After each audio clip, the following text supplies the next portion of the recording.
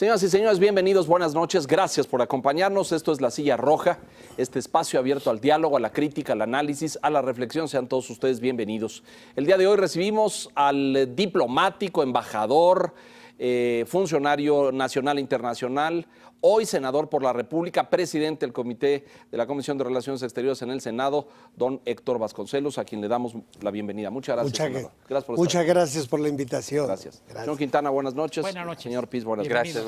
Gracias. Pues la agenda internacional de México, yo diría que en los últimos meses ha cobrado una intensidad y me parece que de aquí adelante va a ser todavía mayor. Usted nos dirá ahora, no solamente por el tema de Estados Unidos, que a lo mejor podríamos empezar con ese, pero ahora también pues con una agenda intensa hacia Centroamérica por todo el tema migratorio y lo que viene en Europa. Si quiere empezamos por Estados Unidos y lo que usted ve de esta muy complicada relación con el señor Trump, senador.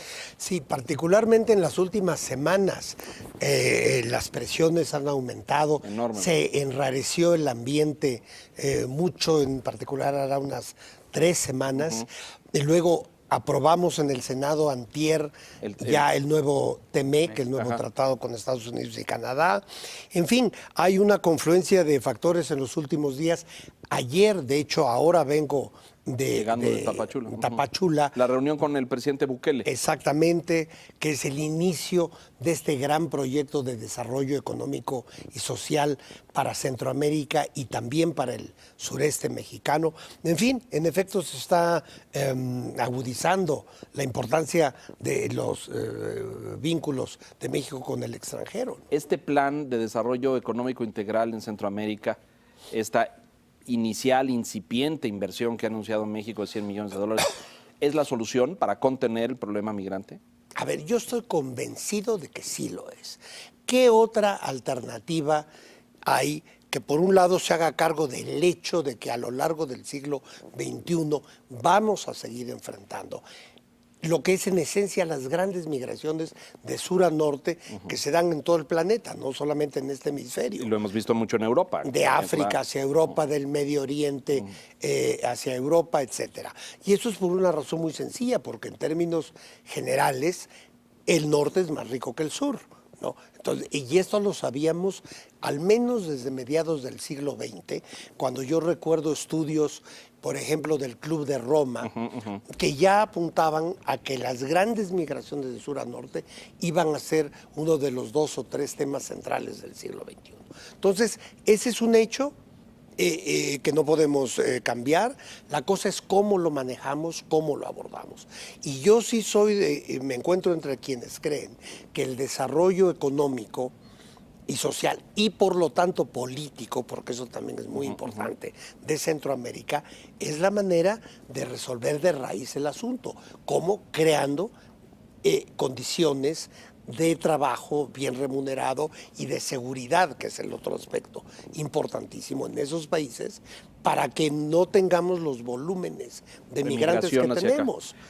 Ahora, yo sé, el tema ahí de fondo sigue siendo económico. Yo sí porque para generar riqueza, empleo, desarrollo en esa zona, pues la inversión ¿qué calculaba la ONU? 10,000 millones, la CEPAL. CEPAL estimaba en el plan anunciado $10,000 millones por año, de aquí hasta el 2030, para tener un efecto Ahora, duradero. es económico, pero yo insisto mucho en que también es social y político, porque como sabemos, como ustedes ciertamente saben, ha habido muchos proyectos anteriores. Sí, el Plan Puebla-Panamá, recordábamos, y otros. De desarrollo para esa región.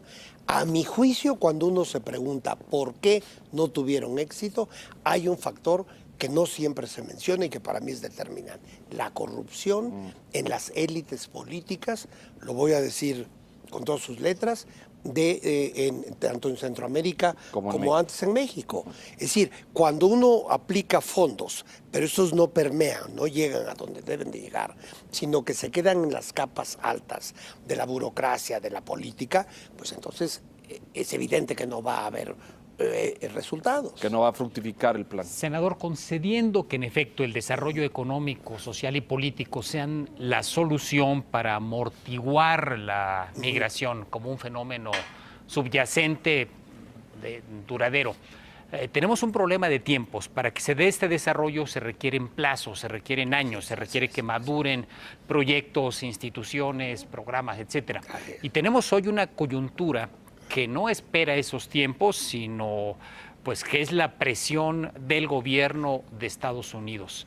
¿Cómo manejarla? Porque en el tema que resultó de este acuerdo migratorio México-Estados Unidos de hace unos cuantos días, pues hay voces que señalan que durante las primeras semanas, meses de la actual administración, hubo una excesiva laxitud para permitir el paso de centroamericanos y ahora el péndulo se ha recorrido al otro lado y tenemos que dar por lo menos la imagen de una excesiva dureza y restricciones al paso de centroamericanos. ¿Cuál es su valoración? A ver, por un lado, justamente lo que ocurrió ayer en Tapachula es el primer proyecto concreto en donde México está aportando poco más de 30 millones de dólares, y esto se echó a andar con una velocidad extraordinaria, realmente, ¿no?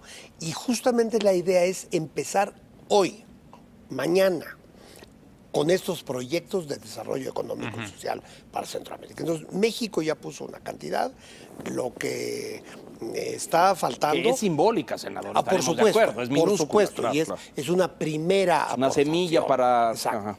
Pero a mi modo de ver, lo que nos falta es el compromiso específico del gobierno norteamericano de aportar cantidades, pues digamos, acordes con el tamaño de las economías respectivas, ¿verdad? Y ahí se ve viable, porque yo he visto a Washington calladito, ¿eh?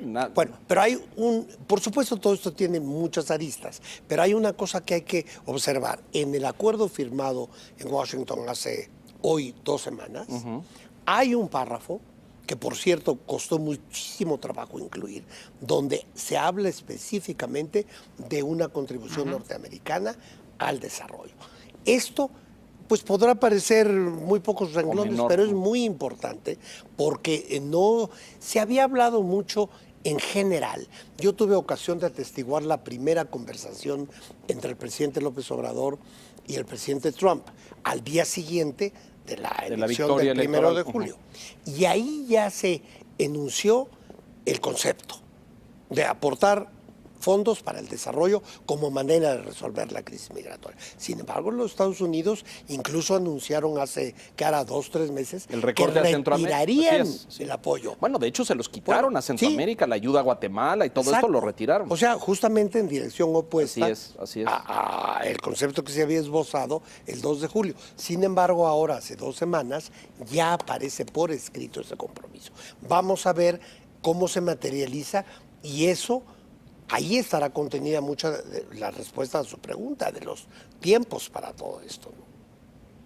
Ahora, no hay, en lo establecido no hay ni montos, ni plazos, ni nada. Ahí está solamente... El concepto. Es una declaratoria de intención. Que créanme que no fue fácil aún llegar a eso. Sí, lo entiendo. Lo que pasa es que para centrarnos ahora en Estados Unidos y ahora viene un 16 meses de campaña, un presidente en funciones que quiere reelegirse, y conocemos todo su discurso, su retórica, su estilo, la utilización de estas herramientas, la migración y el comercio como pues instrumentos de debate político electoral, ¿no? Exactamente. Yo creo que tanto la cuestión del tratado que aprobamos en el Senado antier, como todo el asunto migratorio, ya está al 100% inmerso, atrapado por el proceso electoral interno. ¿Y qué conviene ahí? Y ahí ¿Aguantar, bajar la guardia? Bueno, es que ahí no tenemos muchas alternativas. Tenemos que esperar a esa elección y tenemos que prever la posibilidad, desde luego, de que sea reelecto el actual gobierno. O sea, tenemos que tener un plan, una visión para los próximos 6 años. Claro. ¿Verdad? Pero en todo caso, de aquí a noviembre del año próximo, yo diría que lo determinante, tanto para el asunto migratorio como para la cuestión del tratado con Estados Unidos y Canadá, es la política interna de los Estados Unidos. Es muy desafortunado que esto haya ocurrido así, pero esa es la realidad que tenemos. Es como tocó el tiempo, no hay alternativa. Es una cuestión otra vez de calendario. De calendario. No había elección, ¿verdad? Pues viendo un poco más al corto plazo, tenemos pues término de 45 días que se estableció en el acuerdo con Estados Unidos. ¿Cómo llegaremos a ese plazo que se dará en los 20 y tantos de abril? Estaremos pensando en el siguiente plazo de 45 de julio, perdón, no de abril, de julio, es cierto, sí. ¿Cómo llegaremos a ese plazo de 45 días? Pues bajo la amenaza todavía de que nos pueden regresar los aranceles. Yo lo que puedo decir es que el esfuerzo por parte de México ya está. Ayer yo mismo vi a la Guardia Nacional ya in situ, ¿no? E insisto, en lo que se echó a andar ayer, este proyecto forestal, cuyo objetivo es la creación de empleos, tanto del lado mexicano como del lado del Salvador, pues son medidas concretísimas para que lleguemos al 15 de julio en mejores condiciones. Y yo también advertiría ¿Vamos bien? una cosa. Por lo que veo, lo vio usted en la frontera, ¿México está haciendo su parte? Absolutamente, es decir, es un problema inmenso. Cuando uno camina por Tapachula, uno ve a los migrantes en condiciones verdaderamente atroces, viviendo en la calle, en fin, es un Ahorita espectáculo porque, dantesco. Sí, ¿no? Dantesco. y no veo muchos mecanismos para resolverlo, ¿no? Pero a ver, es muy complicado. Pero su pregunta era si No, si la estamos Guardia está haciendo sí. algo. Yo diría que está haciendo lo máximo que se puede hacer en los días. Tenemos ni siquiera semanas, días de haber semanas, empezado a claro. implementar esto. Más no se puede hacer. Vamos a ver cómo llegamos al 15 de julio. Pero hay otra cosa que me parece muy importante, que el gobierno norteamericano, la Casa Blanca, está percibiendo el esfuerzo de México. Y lo ha mencionado varias Creo veces que en la esto última se semana. ve hasta en los últimos tweets del presidente Sí, Trump. totalmente. Y eso aleja la posibilidad de que después del 15 de julio, ya sea en los 45 o en los 90 días previstos, pudiera otra vez resurgir la idea de aplicar aranceles a las exportaciones. Déjenos hacer una pausa y tocamos ahora, senador, si nos permite, la aprobación del TEMEC en el Congreso de Estados Unidos y en la Cámara Baja, porque ahí también hay un golpeteo y hay un estira y afloje entre los demócratas, que son blanco de ataque absoluto por parte de la campaña del señor Trump, ¿no es cierto? Exacto, Y ahí exacto. vamos a ver qué estrategias sigan. Estamos en la silla roja, el senador Héctor Vasconcelos, mensajes, volvemos enseguida.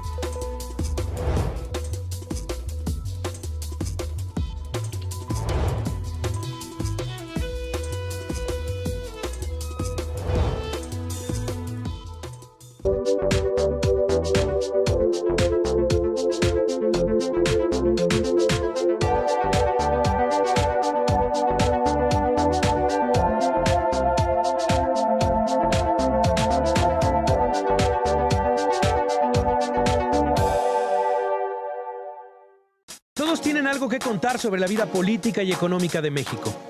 Cada voz es importante para construir la realidad que vive nuestra sociedad, creando relatos que construyan la nota dura todos los días.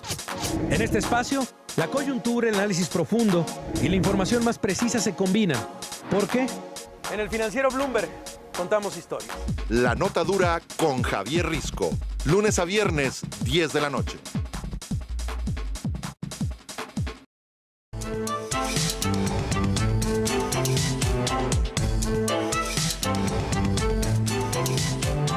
Discurso. Seguimos en el debate con el senador Vasconcelos.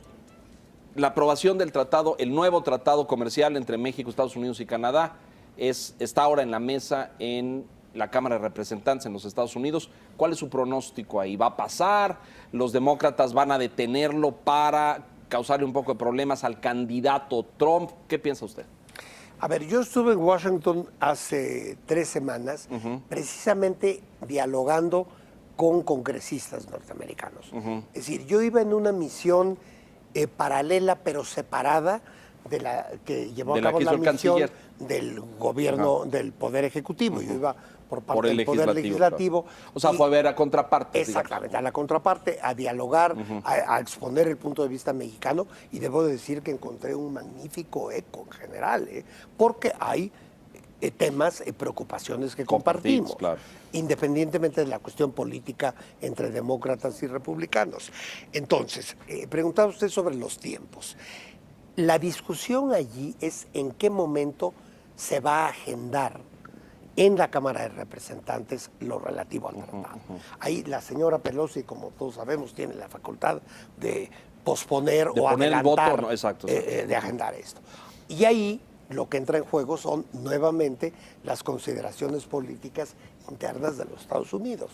Ahora, lo que yo recogí en cuanto a los tiempos es que existe una bastante remota posibilidad de que esto se aprobara en la Cámara Baja antes del receso legislativo del mes de agosto. Es decir, antes de agosto no veremos nada. No dijeron que es imposible, pero lo ven extremadamente difícil.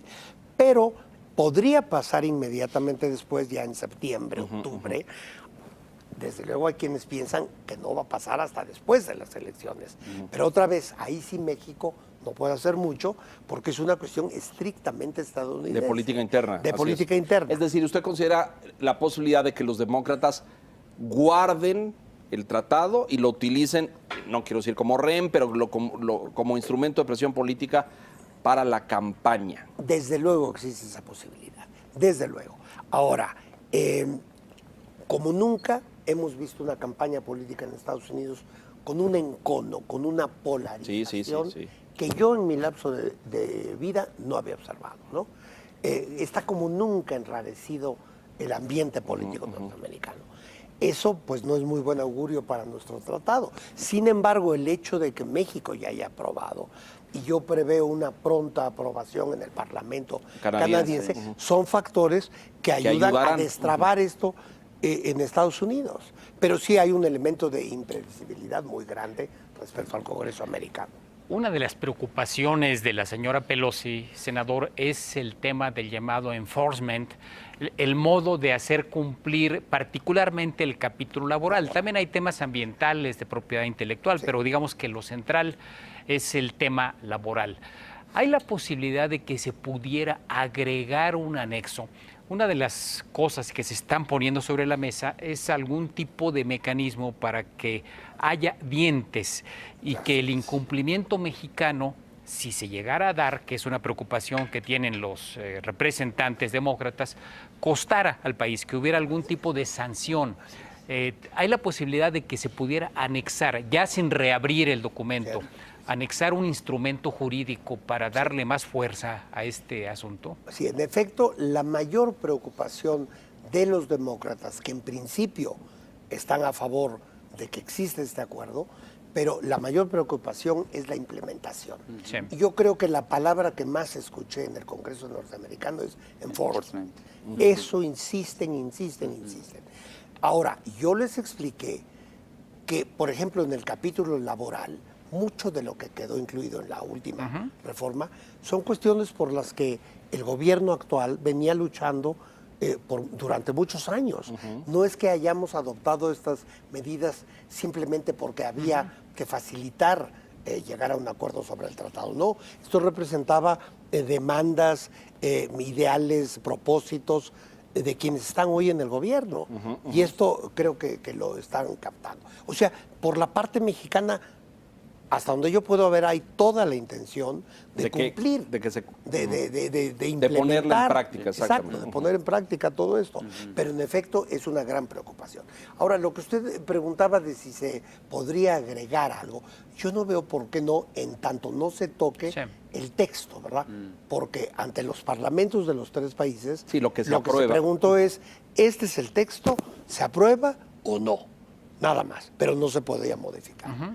Y bueno, pues ya sabemos en qué condiciones, yo diría por una abrumadora mayoría, de hecho estuvo a punto de pasar por unanimidad. Quizá aquí sea interesante mencionar. Acá con nosotros. Aquí. Ustedes saben que en el Senado mexicano el Hubo 3 procedimiento- senadores de Morena que no. Así es. Mujeres. El procedimiento es que primero pasa el tratado a revisión y aprobación, en su caso, de 4 comisiones. Sí, La de correcto, Relaciones sí. Exteriores, Puntos Constitucionales, América del Norte y Economía. Economía. Y en las 4 pasó por unanimidad.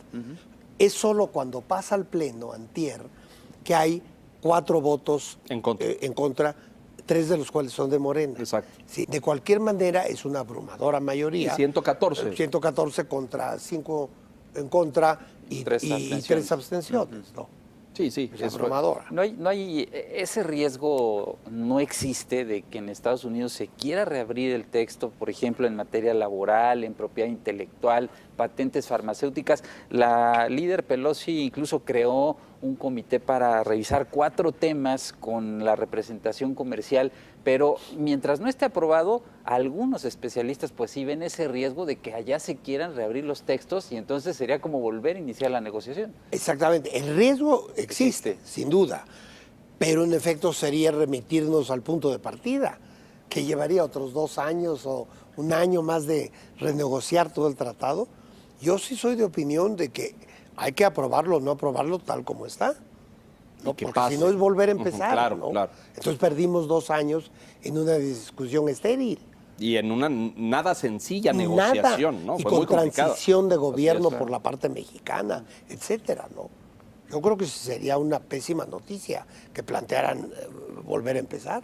Ahora que enfrentamos, senador, este arrebato del señor Trump en términos arancelarios y la amenaza y cancelar el tratado si no deteníamos a los migrantes en la frontera sur, etcétera, se discutió mucho y estuvo en el debate público la falta de herramientas de este nuevo gobierno para lidiar, para entenderse y para tener vasos comunicantes con el muy complejo mundo de Washington, que no es solo la Casa Blanca, sino es el Congreso, son las cámaras, El son Departamento de Estado, el que no es Departamento de Estado, que es otra necesariamente entidad por separado. lo mismo, sí. Y da la impresión de que la curva de aprendizaje de la nueva administración ha sido costosa. Si bien luego la delegación salió exitosa, el canciller logró un acuerdo, pero en los primeros días se decía ahí, híjole, pues nos falta el expertise de años anteriores.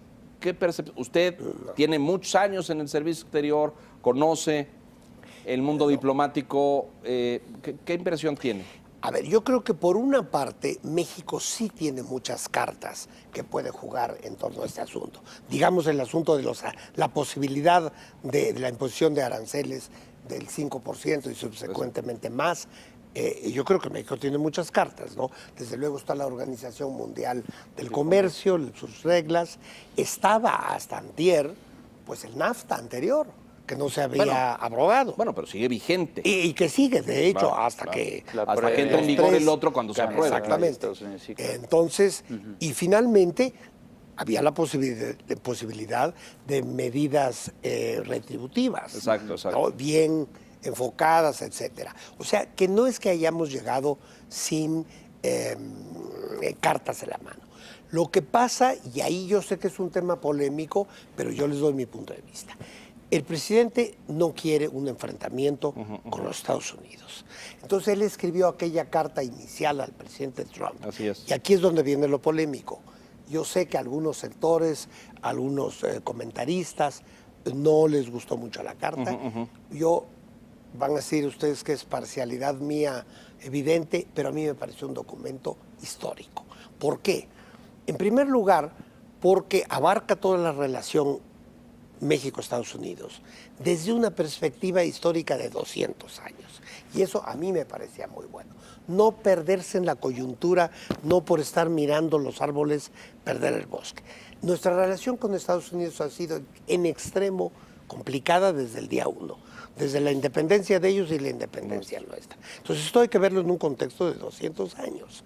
Entonces, esa mezcla de perspectiva histórica, de serenidad, de tono conciliatorio y un tono de absoluta negación a entrar en conflicto con el gobierno, ya no digamos con el pueblo norteamericano, Claro. que el presidente López Obrador no pierde oportunidad para decir que ante todo está el respeto y el aprecio del pueblo norteamericano, porque eso es lo que permanece, Sí. no los gobiernos. Sí, los gobiernos van y vienen. Pues. Pero por otro lado, si tenemos todavía tiempo en este segmento, el presidente habló de una cosa que yo he llamado ominosa. Dijo, yo no soy cobarde. Sí. Y tenemos, no recuerdo Hubo la frase. unas frases ahí, ¿no? dijo, Sí, dice con presión, no soy cobarde, no soy timorato, utilizó esa palabra. no soy timorato. Y luego no me faltan dientes, que a lo mejor explicárselo en inglés a un estadounidense hubiera sido Lack of teeth. sí, pues Se puede. chimuelo, pero pues allá chimuelo a lo mejor No, tiene eso sí, no. Sí. Y luego mencionó la palabra guerra por ahí, ¿no? Sí. Y luego- que mucha gente pensó que estaba fuera de lugar poner ese término dentro del texto. Bueno, yo ahí diría que quien tenga dudas respecto a la firmeza del presidente López Obrador, no tiene sino que revisar su biografía. ¿Verdad? No. Yo creo que es No, pero compatible. creo que la duda no es la firmeza, ni el tono firme, ni claro, sí. etcétera. A lo mejor el lenguaje, ¿no? O el uso del lenguaje. Yo creo que mucha gente aplaude la no confrontación. Perdemos con una confrontación en todos sentidos. Es decir, Bueno. la búsqueda de conciliación es extraordinaria, me parece mucho mejor, ¿no? ¿Y se acuerdan que tanto se había hablado, los adversarios del presidente y de Morena, tanto dijeron que un gobierno del presidente López Obrador nos iba a llevar a una situación y a una confrontación como la que tiene en Venezuela y los Estados Unidos? Bueno, nada más ajeno a eso, el escenario que trata de construir el presidente López Obrador es justamente evitar llegar a confrontaciones. Pero entonces, como la diría de usted, Venezuela. tenemos hoy los lazos, este trabajo parlamentario. Dicen que teníamos muchos lobistas antes y hoy ya no tenemos. Y luego los lobistas ayudan para poner temas en las Sí, manos sí, de los sí. congresistas. ¿Usted diría que tenemos un buen equipo de diálogo con los Estados Unidos? A ver, es un equipo inicial. Yo creo que se irá ajustando y se irá agregando elementos según se vayan dando las circunstancias. Las necesidades. Mensajes, el senador Vasconcelos. Volvemos.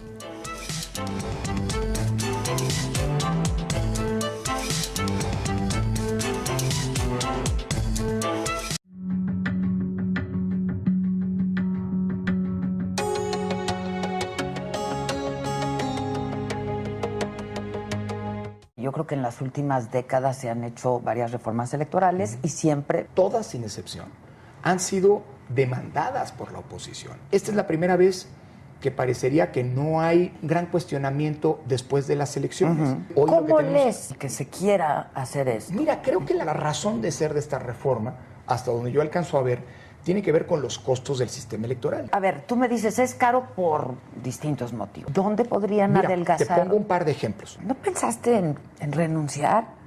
En el Financiero Bloomberg, contamos historias.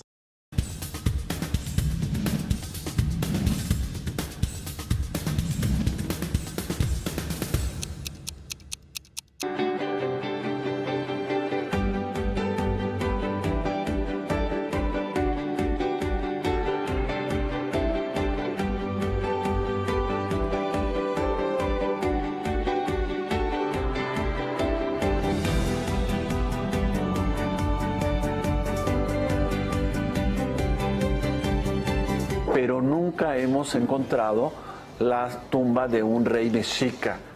Nunca hemos hallado eso y tenemos ahora precisamente la enorme expectativa, en este momento que ya detectamos el Cochicalco, ese edificio circular, de hallar estos sepulcros.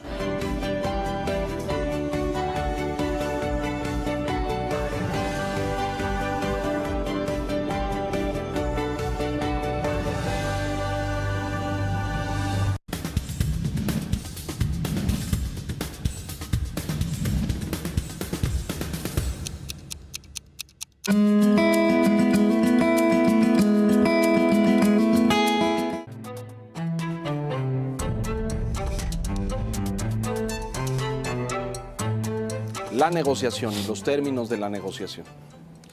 Sí, ha habido muchas críticas, ¿verdad? En el sentido de que faltó esto, sobró aquello, que si las actitudes. Pero hay que volver a hace 3 semanas.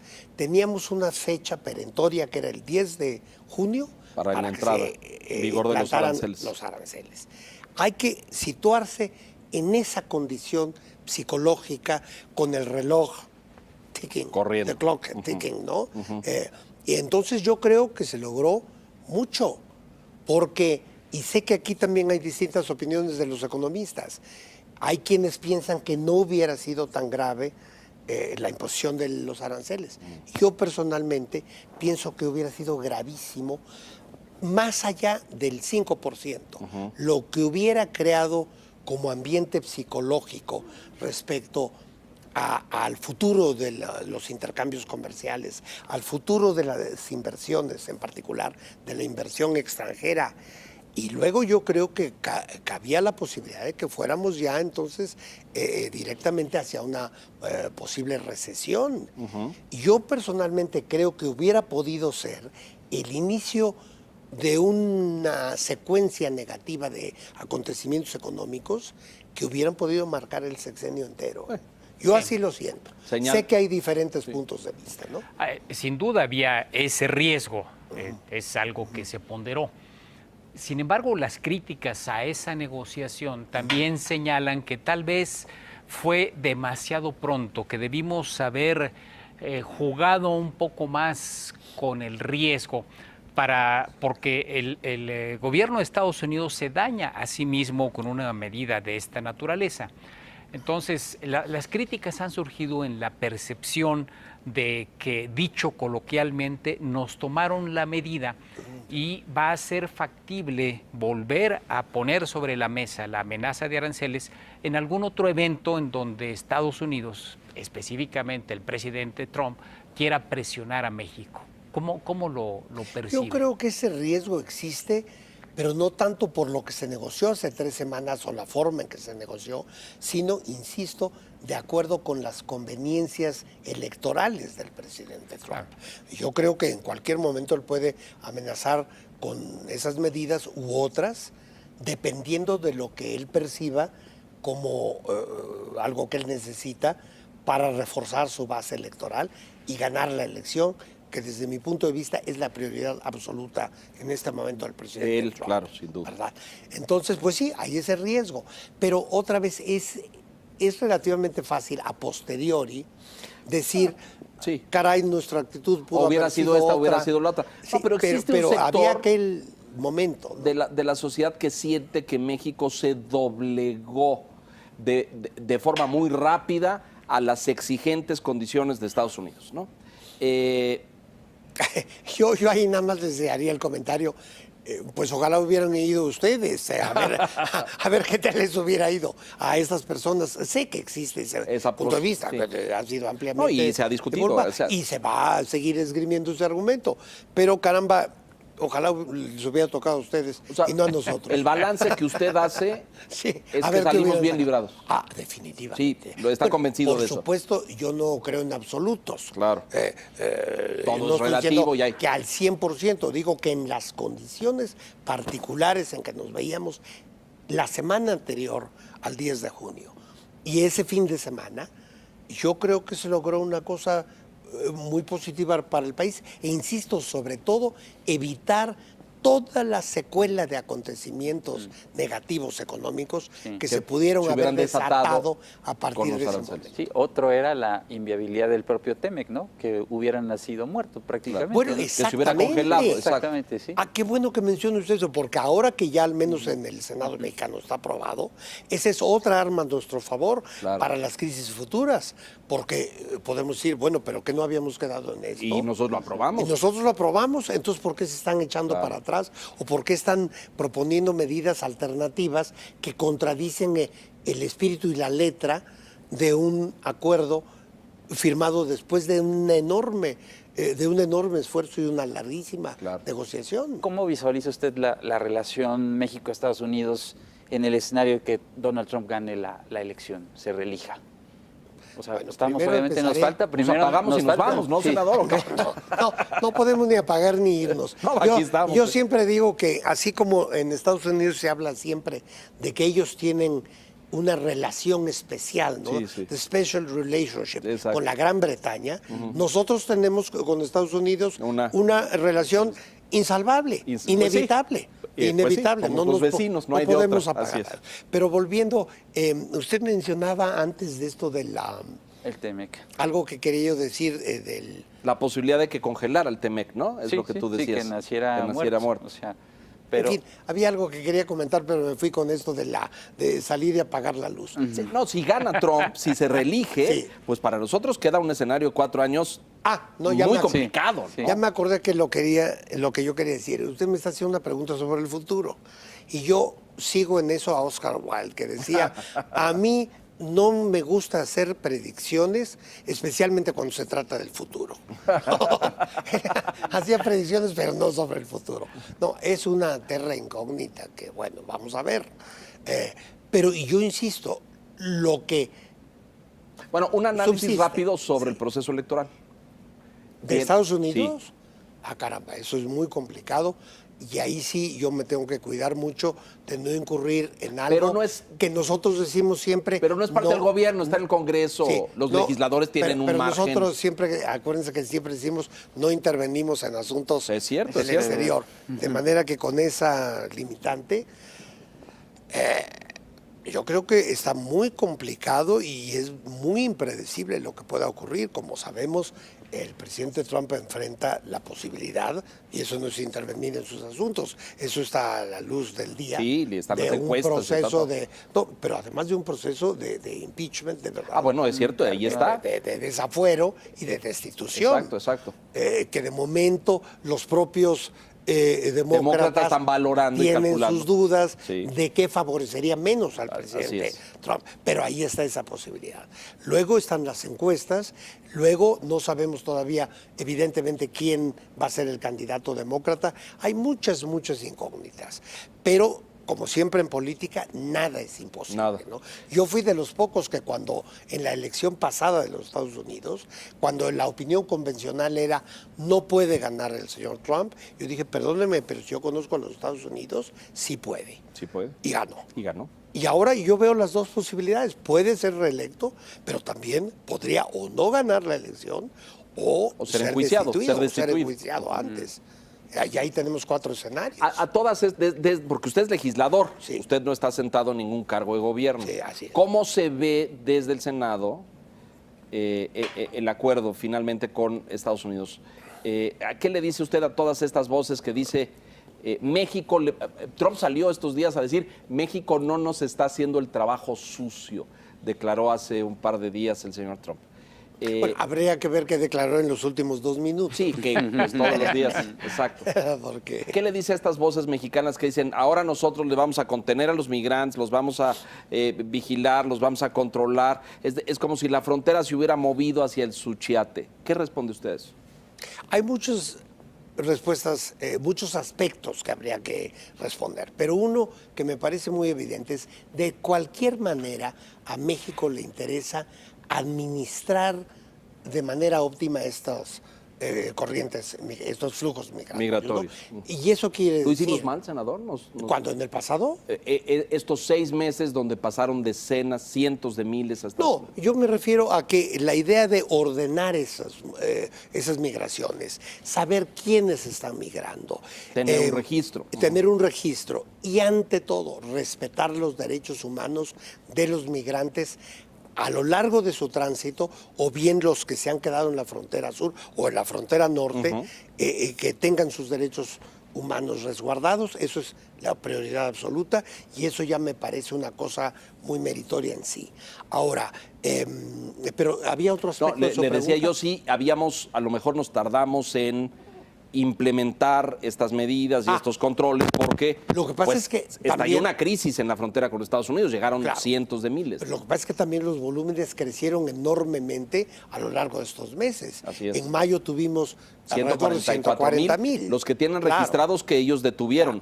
pero vete Claro. a saber los que lograron pasar. Pero no era esa la situación en octubre o noviembre. diciembre del año pasado, ¿no? Menos de la mitad. ¿Verdad? Pues nos hemos ido ajustando a lo que va sucediendo, pero siempre con esos criterios de ordenar la Registrar. migración, registrar y observar los derechos humanos en la medida de lo posible, claro. Si uno ve en la frontera, como yo tuve ocasión de verlo ayer, claro que hay situaciones extremadamente precarias, hay violaciones aquí y allá, pero como política del Estado mexicano está la idea de resguardar esos derechos humanos sin tomar en cuenta la condición migratoria de estas personas. Ahora, nos va a costar dinero, ¿no es cierto?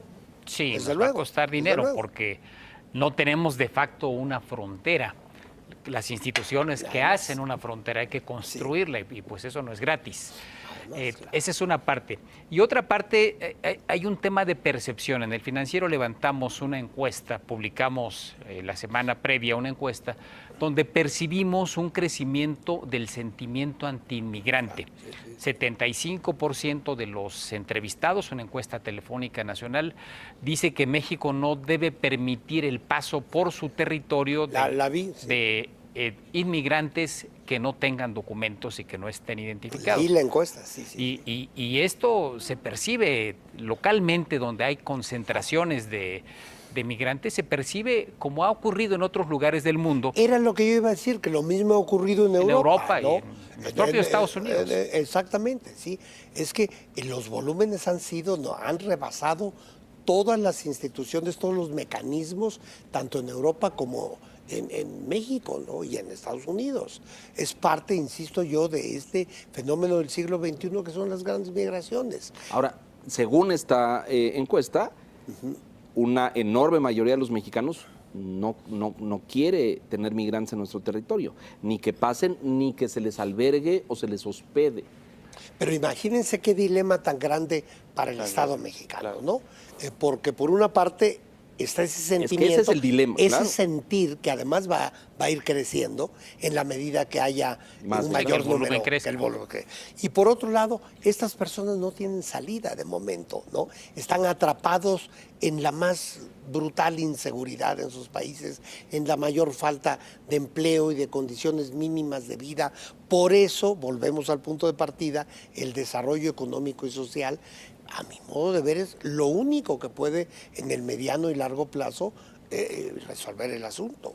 Déjenos hacer una nueva pausa, senador, y regresamos a la recta final y a las conclusiones. Volvemos.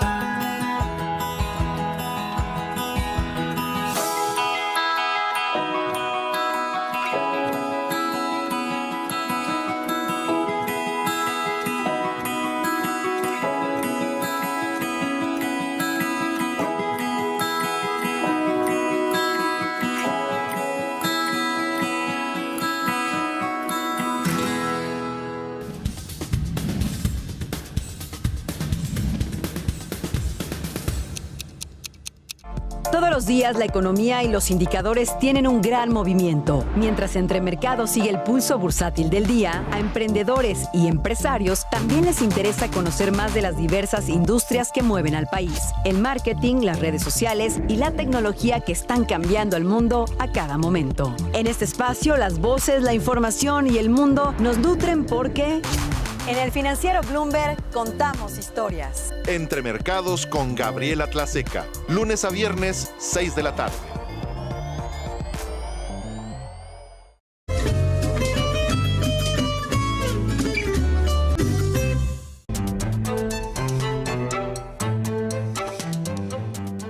No, pero regresamos a la recta final con el senador Vasconcelos, hablamos de todos estos dilemas, ¿no? La defensa jurídica de los derechos de los migrantes, que ha sido muy clara por el gobierno mexicano, la defensa de los derechos humanos, este sentimiento creciente entre los mexicanos de no querer tener migrantes en México y de que los recursos... Respaldar que la Guardia Nacional tenga presencia en la frontera sur, a diferencia del debate público en donde se criticó mucho la estrategia del gobierno, ¿no? Sí. Es un dilema muy complejo, senador, encontrar la solución o el equilibrio, el punto medio. Sí respeto los derechos, pero el vecino del norte me está pidiendo que no los deje pasar. ¿Cómo se resuelve? Un dilema enorme, pero insisto, no es un problema privativo de México. No lo es. A mí me tocó ser embajador en los países nórdicos, hará una década, sí. Y el gran tema ya en las elecciones en Dinamarca, en Suecia, en Noruega, era cómo manejar la realidad de que hay estas enormes migraciones hacia esos países del Medio Oriente en particular, ¿no? Era el tema, yo diría que el más álgido en los procesos electorales de los países. ¿Y qué hicieron? ¿Regularon los nórdicos, por ejemplo? ¿Establecieron controles?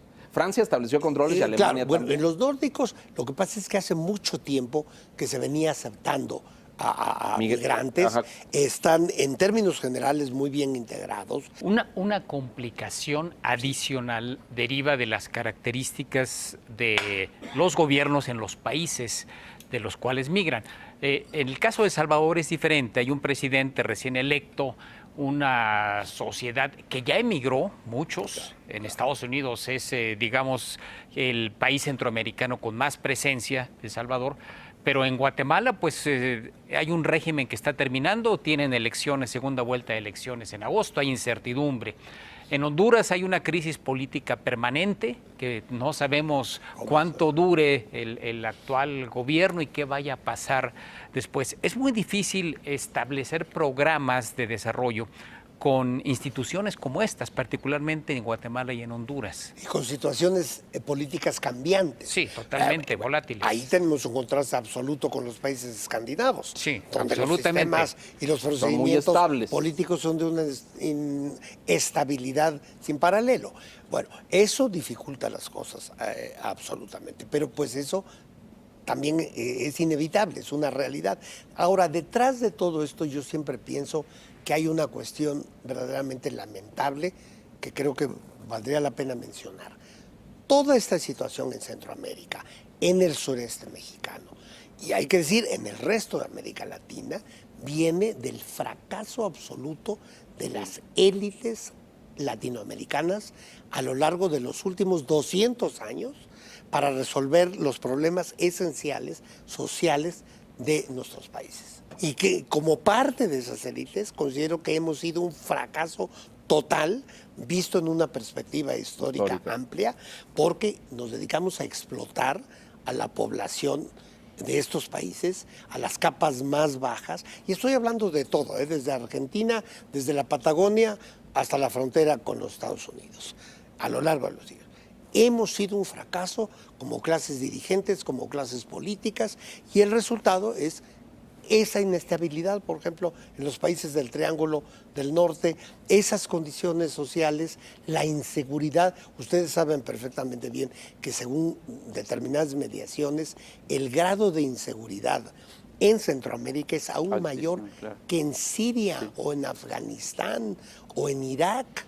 Bueno, caramba, pero esto no surgió por los últimos gobiernos, esto tiene gestándose muchos 200 años. Claro. Imagínense ustedes lo que fue también la situación en el siglo XIX, que nos parece una cosa muy remota, pero no lo es tanto, porque es la raíz de lo que sucede hoy.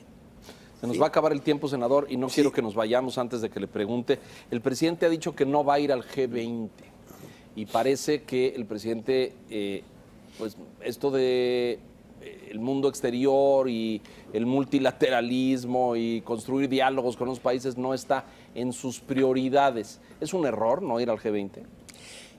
El presidente durante muchos años me explicó ahí cuál es su postura, porque recordemos que yo fui el encargado de la política exterior, claro, del partido, así es, del Comité Ejecutivo Nacional de Morena. Entonces, con mucha frecuencia hablamos del tema. Yo le decía que a mí me parecía importante que acudiera a toda la cual estos foros y a estas cumbres, invitación, etcétera. porque tuvo muchas, incluso antes de ser candidato, en los periodos entre una campaña y otra. Y él me explicó muy bien. Me dijo, no es una cuestión de que no me parezca importante, es una cuestión solamente de jerarquizar. ¿De prioridades? Mientras no tengamos resueltos los problemas básicos internos. Y él me decía, y para eso yo necesito estar en contacto constante con el pueblo en su acepción más amplia, para comunicarme con la gente y para que me sientan cercano y ganar su credibilidad.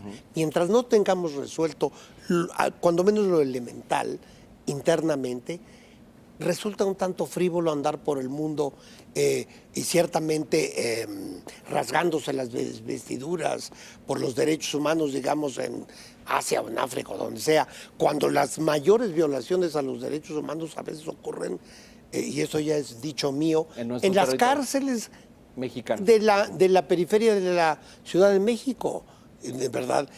Entonces, ese es el punto de vista, pero ni es falta de interés, ni que no le conceda importancia a eso, sino que él siente que primero tiene que ocuparse de lo prioritario, instantáneo. Un poco en esa línea, el presidente pues no quiso ir al G20, pero también, ¿dónde estaría la agenda de política exterior más allá de Estados Unidos, ¿no? Digo, por las obvias razones que hemos comentado aquí. Tenemos con Europa un tratado que no se ha cerrado, tenemos Alianza del Pacífico con posibilidades de que se incorporen nuevos socios, tenemos un tratado transpacífico con otros 10 países. ¿Dónde más hay que poner la lupa en la agenda de política exterior de México? Por una parte, yo diría que en América Latina, que además ese siempre fue un propósito del actual gobierno, ¿no? Renovar y fortalecer nuestros vínculos con América Latina, porque en las últimas décadas pues toda la atención se centró hacia el norte, en lo básico, ¿no? Y luego la famosa diversificación de nuestras relaciones comerciales, económicas en general, de lo que se viene hablando también por décadas, pero que no se ha realmente materializado. Yo sí creo que tenemos muchísimo que explotar de nuestra relación potencial con China, con la India, con el sudeste asiático. De ninguna manera tenemos que estar sin suscritos a América del Norte, pues precisamente ahora acabamos de vivir un momento muy crítico que quizá no hubiese sido tan crítico si se hubiesen fortalecido anteriormente otras opciones, ¿no? A veces da la impresión desde fuera que al gobierno no tiene esos acentos ni esas prioridades. Entiendo lo que dice, que lo más importante está adentro en este momento. Lo comprendo y lo respeto. Pero pues la relación con el mundo hoy no es una cosa de gusto o de simpatía, es una necesidad vital, ¿no? Absolutamente, cada día más. Y si a mí me preguntan en lo personal, a mí sí me hubiera gustado que el presidente asistiera. En el Senado votaron que vaya la senadora Jesús Rodríguez. Usted está ocupado, quiero suponer, porque a usted le tocaría ir como presidente de la comisión, ¿no? Bueno, yo ahora de momento tengo que asistir justamente pensando en la Unión Europea a la Comisión Europea. Yo encabezo la delegación mexicana ante a Estrasburgo. Pero no, yo no sé, en cuanto a lo de la senadora Jesús Rodríguez. Es que estaba usted en la reunión con Bukele. Todavía no tengo opinión porque yo estaba afuera y me reservaría todavía senador, por favor. Yo no he dicho nada. La senadora Jesús Rodríguez ha declarado, estoy citando sus palabras, que es anti-globalización, anti-reunión con el mundo, defensora del maíz, por cierto. Pues, ¿qué va a hacer al G20 si esa cosa no comulga con esa convocatoria de países, con ese foro internacional? Es una pésima representante. No, como yo le digo, no tengo todavía opinión, necesito informarme, pero sí le puedo decir una cosa, que yo estimo mucho y quiero mucho a la senadora Jesús Rodríguez. Es una figura mexicana, todos la estimamos y la queremos, pero pues no sé si sea muy atinado que nos represente en el G20, senador. Se ha hablado de una próxima reunión con el presidente Trump en septiembre. Ya el presidente López Obrador lo expresó. en su conferencia mañanera, que coincide, por cierto, con la Asamblea General de las Naciones Unidas. ¿Usted estaría a favor de que se diera esta reunión, que el presidente fuera y diera un discurso en la ONU? La reunión en la ONU. La Sí, reunión bilateral sí, claro, con el claro. presidente Trump y adicionalmente... Bueno, la a mí reunión me en parecería la ONU. que sería espléndido que el presidente asistiera a la inauguración de la Asamblea General de la ONU. Me parece que sería altamente positivo para México. Pues ahí se lo encargamos que lo convenza, senador. Ojalá y lo pueda convencer. Bueno, y créame que conmigo viajamos mucho a Estados Unidos y a Europa en años anteriores, ¿sí? Bueno, a Estados Unidos hicimos pues por ahí de 11 o 12 viajes y a Europa uno. Bueno, uno conmigo, el otro lo hizo con el ingeniero Romo, ¿verdad? Pero ahora De manera parece que no quiere. Ojalá y... Bueno, pero es que veamos la agenda nacional, cómo ha estado. Bueno, pero un Digo, ha jefe estado de muy Estado intensa, tiene ¿no? que atender las Ha dos estado muy cosas. intensa. Se nos va a acabar el tiempo, ya nos tenemos que ir rápidamente. Venezuela. Postura acerca de Venezuela. ¿Tenemos que hablar de eso? Pregúntele al presidente. Se acabó el tiempo. Se acabó. Y sí se acabó. Y sí se acabó. Ya ve, Es a cierto. veces el tiempo es aliado. Conclusiones, señor Quintana, Raras rápidamente. veces. Pues mire, ojalá se aproveche en el Senado intensamente su experiencia. Nos hacen falta conocimientos, habilidades, destrezas y creo que a veces el gobierno no ha tenido todas consigo en esta materia. Así que, pues sígale chambeando, senador. A eso desde luego que vamos a seguir chambeando. Sí, coincido, el escenario es retador, suficiente. pero bueno, hay talento en el Senado. El senador Héctor Vasconcelos, presidente de la Comisión de Relaciones Exteriores en el Senado. Gracias, muy buenas noches, hasta la semana entrante.